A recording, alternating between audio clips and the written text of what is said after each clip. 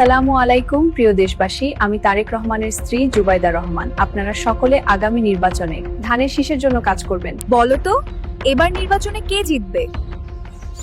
ধানের শীষ, ধানের শীষ, এবার জিতবে ধানের শীষ। এমন চটকদারভাবেই উপস্থাপন করা হচ্ছে রাজনৈতিক নেতৃবৃন্দের পরিবারের সদস্যদের।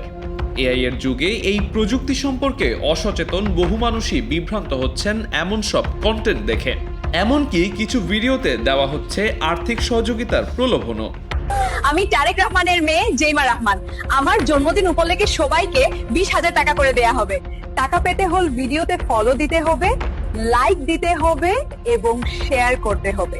সেসব ভিডিওর কমেন্ট বক্সে দেখা গেছে মানুষ বিকাশ নম্বরও দিচ্ছেন। তবে নির্বাচনকে ঘিরে এমন প্রচারণা বিভ্রান্ত করছে লাখো মানুষকে।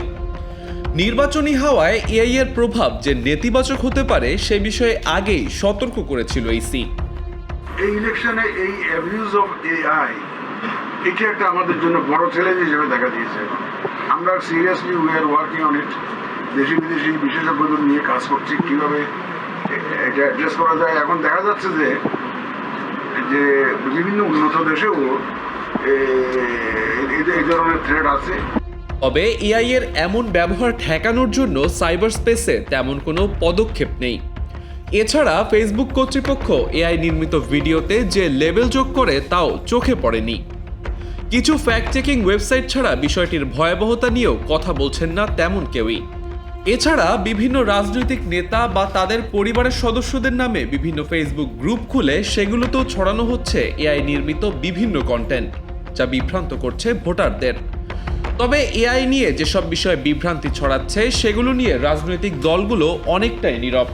দেশের তৃণমূল থেকে রাজাসন সব জায়গাতেই রাজনৈতিক দলগুলোর কর্মী সমর্থকদের অবস্থান। তবে যেসব মানুষ সাইবার স্পেসে অবস্থান করলেও এআই বা এমন উন্নত প্রযুক্তি নিয়ে কম ধারণা রাখেন, তাদের জন্য এমন বিভ্রান্তি আরও ভয়াবহ হতে পারে। এমন পরিস্থিতিতে নির্বাচনের সময় এআই এর ব্যবহার নিয়ে তৃণমূলে জনসচেতনতা তৈরি এখন সময়ের দাবি।